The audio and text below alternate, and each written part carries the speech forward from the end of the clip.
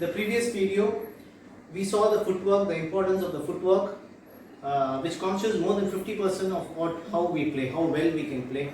Because the footwork is necessary to make sure the body is in the right positions for the right ball. And when we move to the ball, it is important how we execute the point. The execution is also important. That's why the upper body comes into effect.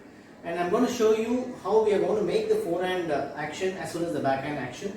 And in the shadow training, I know everybody is not many are can have the facility of the infrastructure of the table or the partners. However, you can do these exercises at home, the footwork as well as this what I am going to show you.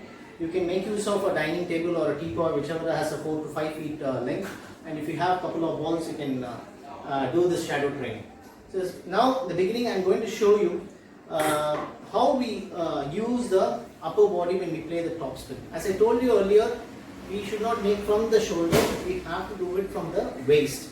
And to do it from the waist, one should understand how do I use my waist. For that, there are a few simple exercises which you can do. Take a deep breath, tighten your stomach, then try to do this rotation. Make sure your shoulder and head is fixed at one point.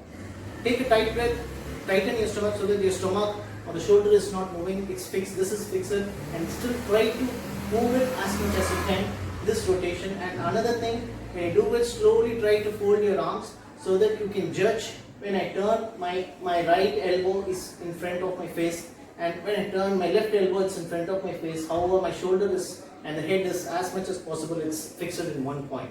After doing these exercises, you can take your racket, you can get to do with the shadow. Now I'm going to show you the forehand, where there are 3 parts which you have to remember. We have to involve our shoulders, we have to involve the forearms, the upper and the lower forearms, and the most important part is the wrist and the fingers. So the first technique is just using the shoulder, just easing it into the stroke.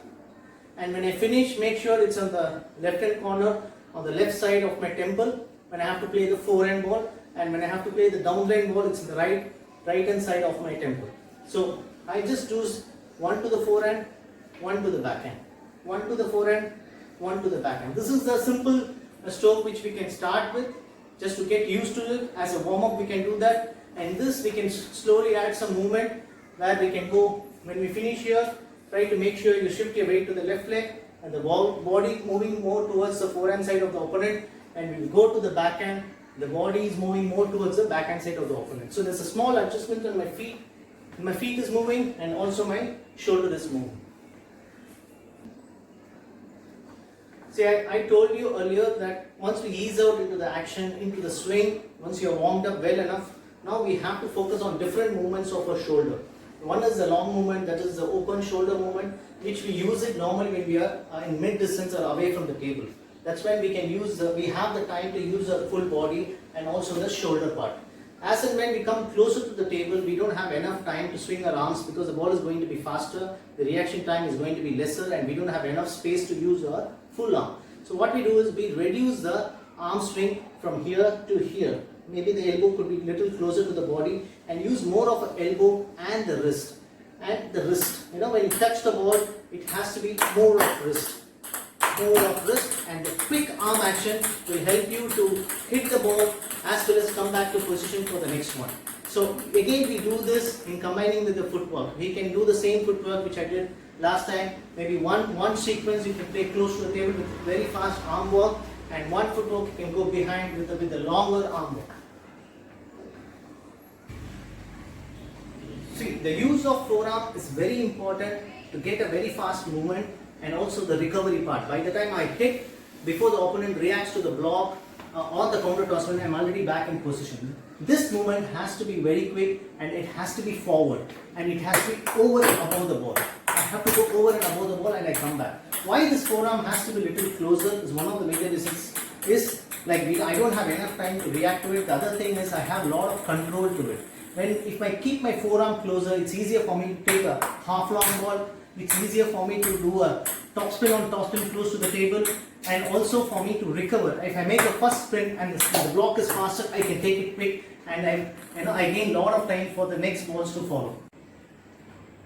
I showed you the action before, how we play when we are close to the table, and how we play when we are a little bit behind the table, when we go mid distance.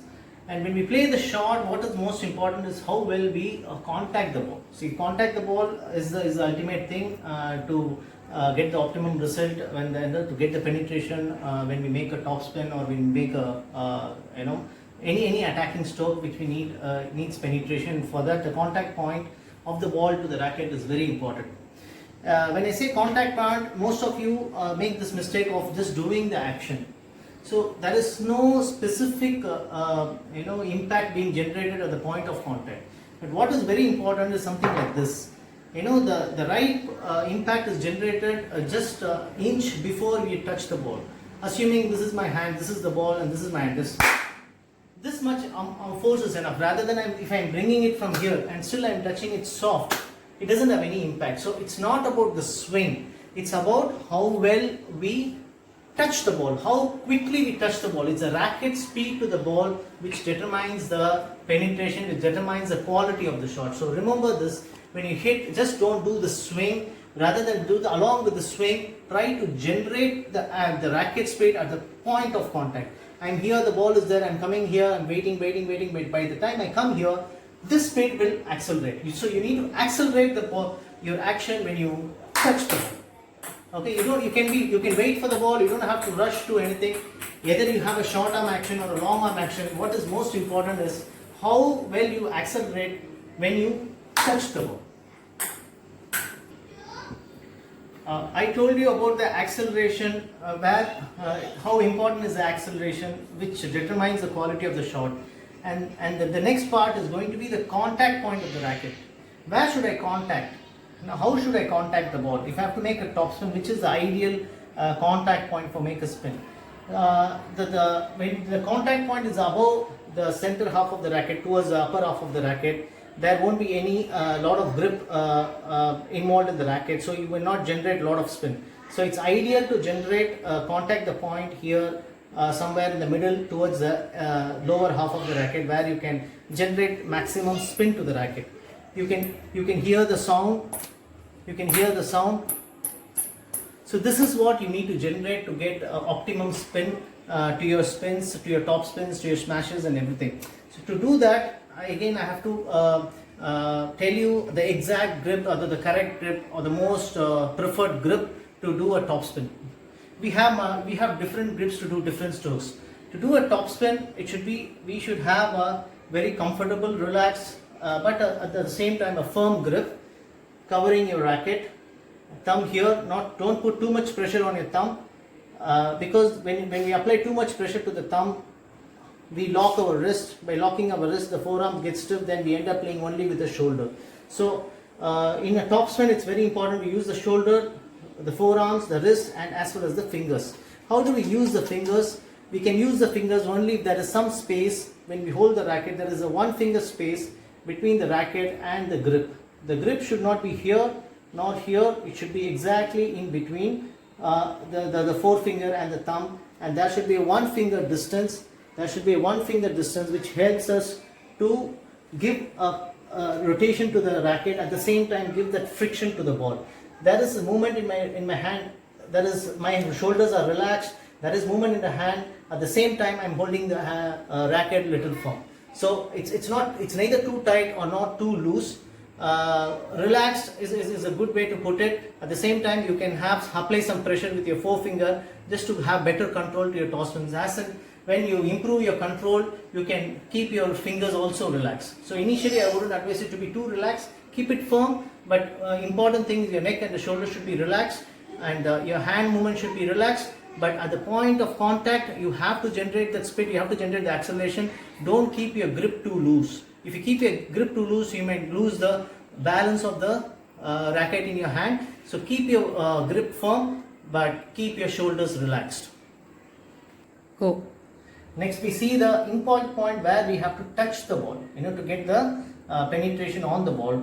The best point of contact to get the best topspin is to be on top of the ball. To get it on top of the ball, it's better to relax your wrist at the point of contact. When you accelerate your racket, relax your wrist so that you get the action over and above the ball.